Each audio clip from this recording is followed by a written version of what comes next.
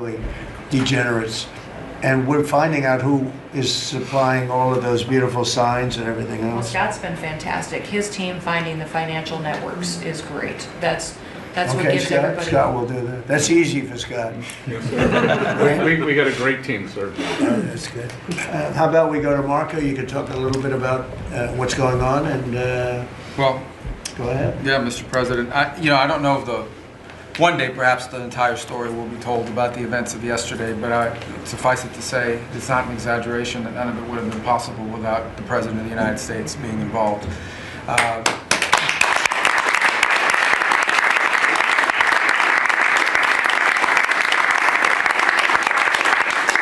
It really began with your trip to the Middle East, where these relationships were forged with partners in the region, personal relationships, close relationships that created the foundation where all of this was possible.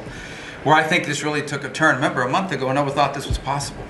Where it really took a turn about a month ago, less than a couple weeks ago, is when we were at the United Nations and you convened a historic meeting, not simply of Arab countries, but of Muslim majority countries from around the world, including Indonesia was there, Pakistan was there, and created this coalition behind this plan.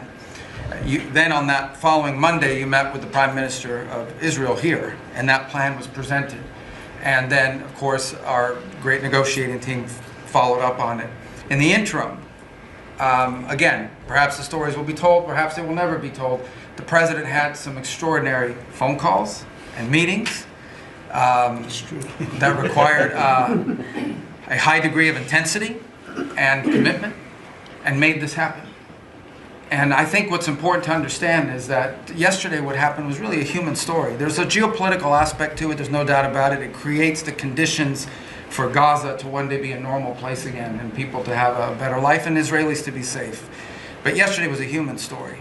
And because of the work you put in, and honestly, not only is there no other leader in the world that could have put this together, Mr. President, but frankly, I don't know of any American president in the modern era that could have made this possible because of the actions you have taken unrelated to this and because of who you are and what you've done and how you're viewed. And this weekend, because of that, at some point very soon, we are going to see 20 living human beings emerge from the darkness into the light for the first time in 2 years.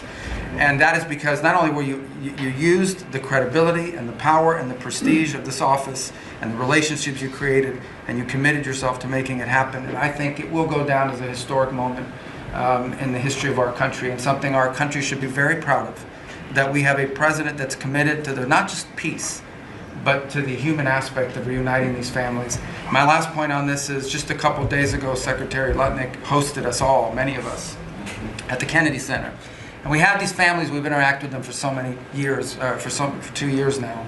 And the stories are heartbreaking, both whose families are alive and those who are deceased as well, who want their relatives back so that they can complete the process of grieving.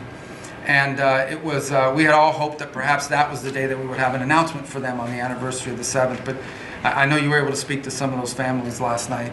And I just hope the whole nation understands how incredibly proud they should be of their president and of their country for the role that they've played. And I don't want to let this moment pass, Mr. President, without also noting the incredible work of Steve Witkoff and Jared Kushner. Yeah. They're an incredible team working together, facing some substantial impediments to even being there this weekend and doing it. Let me just leave it at that. And they've done a great job on your behalf, Mr. President, and they deserve a tremendous amount of credit. But thank you for what you've done for the world. For the world. Thank you very much, Rose. I appreciate it. I think because we have a very busy day with all that's going on, what we'll do is maybe just a few of you raise your hand if you'd like to say something that don't talk too long. He's doing such a great job. So good that he could talk all day. That's the problem, right? But and what we'll do is just take a few hands, and then we'll go back to getting peace done. Okay? We'll go a little bit quicker. We'll take a few questions from the press. Go ahead, please. President Trump, I just